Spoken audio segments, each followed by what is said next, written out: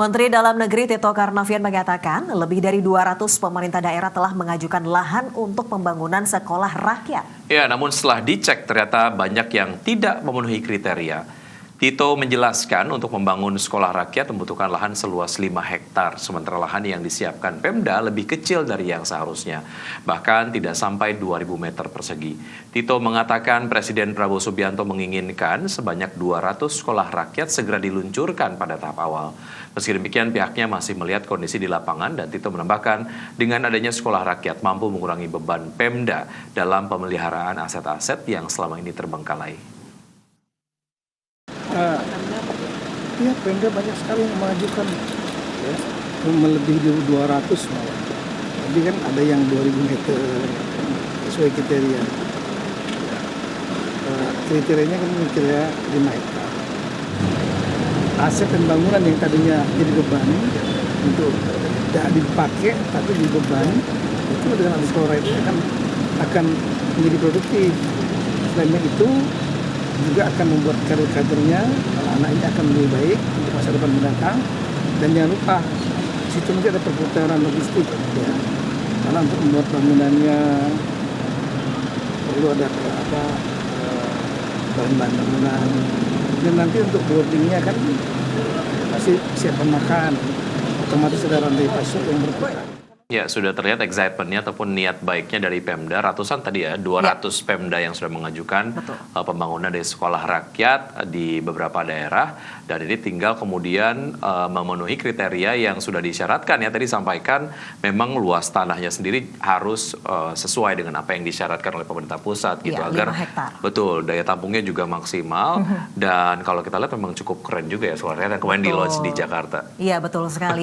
Dan ini tentunya juga diharapkan bisa menampung ya untuk anak-anak yang memang mungkin di daerah-daerah yang belum atau kekurangan dari ruang untuk belajar begitu ya, dan tentunya didukung dengan tenaga pengajar yang memang mumpuni untuk mendidik anak-anak ini menuju Indonesia emas begitu ya, Wiki. Betul, jadi sekolahnya bagus, gurunya juga bagus begitu ya. Baik, Menteri UMKM Maman Abdurrahman mendorong lebih banyak pengusaha UMKM yang terlibat dalam rantai pasok program makan bergizi gratis.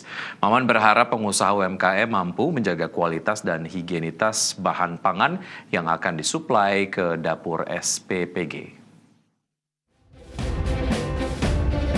Dalam kunjungan kerja ke pemasok program makanan bergizi gratis dan peninjauan ke dapur Satuan Pelayanan Pemenuhan Gizi atau SPPG di kawasan Tangerang Selatan, Banten, Menteri UMKM Maman Abdurrahman mendorong lebih banyak pengusaha UMKM yang terlibat dalam rantai pasok program MBG.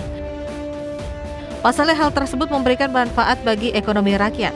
Terlebih, UMKM yang terlibat dalam MBG mampu menyuplai bahan pangan dalam jumlah besar mencapai 1 ton sayuran. Meski demikian, Maman berharap pengusaha UMKM mampu menjaga kualitas dan higienitas bahan pangan yang akan disuplai untuk SPPG.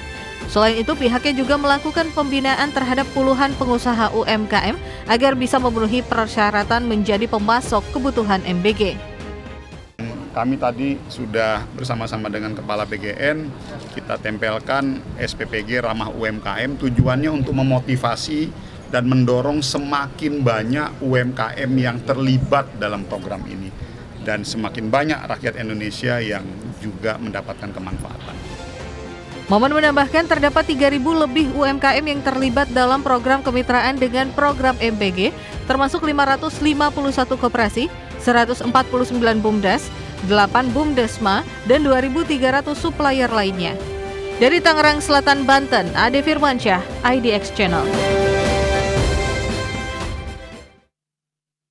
Kepala Badan Gizi Nasional Dadan Hindayana menyebutkan hingga saat ini sebanyak 7,5 juta sudah menerima manfaat program makan bergizi gratis atau MBG.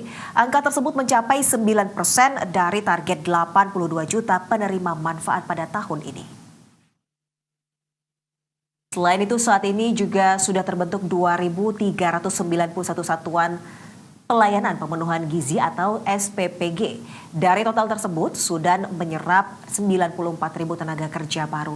Namun angka tersebut belum termasuk dengan supplier yang saat ini setiap supplier SPPG mempekerjakan 15 orang. Tapi bagi Indonesia ini baru 9%. Kenapa? Karena populasi Indonesia besar, 285 juta dan yang kita beri target 82. Jadi sepertiga penduduk Indonesia kita beri makan dan sekarang baru 7,5. Jadi sesuatu langkah yang sangat besar. Kita bisa bayangkan kalau nanti sudah 82,9 juta menerima manfaat, satu hari butuh 82,9 juta lele. 82,9 juta telur, itu 5 ton. Kami bersama Presiden Prabowo Subianto melihat jenazah mantan Menteri Koordinator Ekonomi, Keuangan, dan Industri Kwik Kian Gi ke rumah duka Sentosa Kompleks RSPAD Gatot Subroto, Jakarta. Ya, Presiden Prabowo tiba di rumah duka disambut pihak keluarga di depan pintu masuk. Presiden yang didampingi keluarga langsung menuju peti jenazah Kwik Kian Gi yang berada di tengah ruang B rumah duka. Di depan peti jenazah, ekonom senior tersebut kepala negara memberikan hormat kepada jenazah Kwik Kian Gi. Diberitakan sebelumnya Kwik Kian Gi tutup usia pada Senin 28 Juli 2025 dalam usia 90 tahun. Presiden Prabowo menegaskan kiprah dan sepak terjang almarhum Kwik Kian Gi dalam perekonomian Indonesia sangatlah besar jasanya. Almarhum Kwik Kian Gi dinilai seorang ekonom andal yang berintegritas.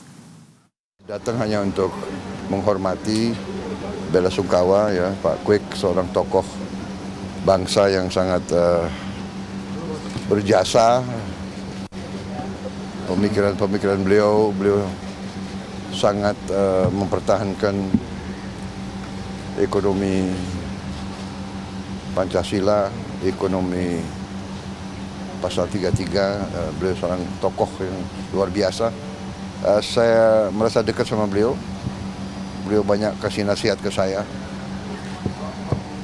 Bahkan beberapa hari yang lalu pun mengirim WA ya, memberi saran-saran. Beliau masih terus memberi WA. Saya kira itu yang bisa sampaikan ya, kita